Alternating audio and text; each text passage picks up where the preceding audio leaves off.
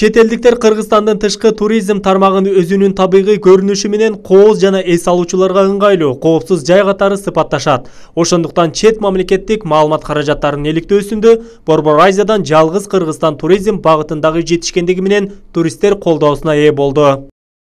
Туристтер Кыргызстанда албетте биринчи кезекте тоолуу табияты кооз чыныгы мындай табияты жактан кооз өлкө катары билишип ушул аймактарды көрүүгө кызыгышат.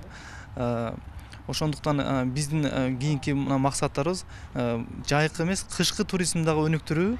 Бул боюнча 2017 жылы пландар түзүлүп, иштер аткарылды. 2018 жылга дагы иш пландар бекитилди. Рейтингтин алдыңкы сабында Дания мамлекетинен Феррари аралдары кирген. Экинчини Пакистан ээлесе, үчүнчүгө Иран татыган. Ал эми 4-5 орундарды Сингапур менен Норвегиядагы Лафотен аралдары бөлүшүп алган. Борбор Азия өлкөлөрүнүн тизмеге Кыргызстан гана кирип, 18 орунду ээледи. Саякатчылардын жана блогерлердин пикиринде Кыргызстан кышында эс алууга ыңгайлуу мамлекет. Бирок бул тармакты өнүктүрүү жана чоң колдоо керектигин адистер айтып келишет. Кыргызстандын түштүк аймагында кышкы туризмге көп көңүл бурулбайт. Эс алуучу жайларда коноктор үчүн түзүлгөн шарт талапка жооп берерлик эмес. Негизги туристтер ошол түндүк аймакка барып жатышат да. Бирок биздин аймактардын, мисалы үчүн Алай, Чоң Алай райондордун потенциалы аябай чоң да. Себеби ал жерде альпинисттерге аябай эң кызыктар болгон, кызыктыруучу чокулар көбүнчө бизде түштүктө жайгашкан да. Ошондуктан ошол тармактарды биз өнүктүрсөк, кышкы туризмди өнүктүрүү менен бирге эле кышкы спорттун түрүнө да көңүл буруу зарыл. Анткени өлкөнүн намысын чет жерде коргой турган жаш спортчулар көп. Спортчулар эл аралык сынактарда ийгиликти багындырып, Кыргызстандын тышкы туристтик потенциалын таанытып жатат. Караколдогу тоо лыжа базасы, альпинисттерди кызыктырган тоолор, чокулар көп. Бирок салыштырмалуу келген туристтердин саны азыраак.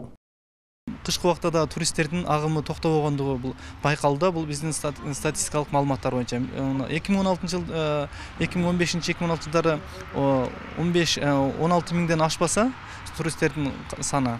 Мына 2017 жылы 21 миңге жакын туристтин келгени катталганды бизге маалым болду. Бул эмнени билдирет? Бул барган сайын туристтер Кыргызстан жөнүндө көбүрөөк билгиси келип, Кыргызстанга кызыгуусун артып жатканды. Ал эми кышкысын Ош шаарында жападан жалгыз муз аянтчасы иштейт. Ал жерде хоккей, муз үстүндө бийлөө менен машыккан жаштар көп. Өлкөдө кышкы спорт тармагы да көзгө көрүнөрлүк өнүкпөгөндүктөн жаштар өзү үчүн гана кызыгуу менен машыгат. 24 баланы түштүктөн хоккей боюнча даярдап алып чыгып аткан элек. Мына хоккей федерациясынын президентинин жардамчысы, орун басары деп коелу, ошол келип, Мурат деген келип, былтыр келип бизге көрүп, биз түштүктөн атайын ушу түштүккө келели, тренировканы түштүктөн кылалы, түштүктү көтөрөлү. Азыр эң эле аксаган түштүк регион экен да.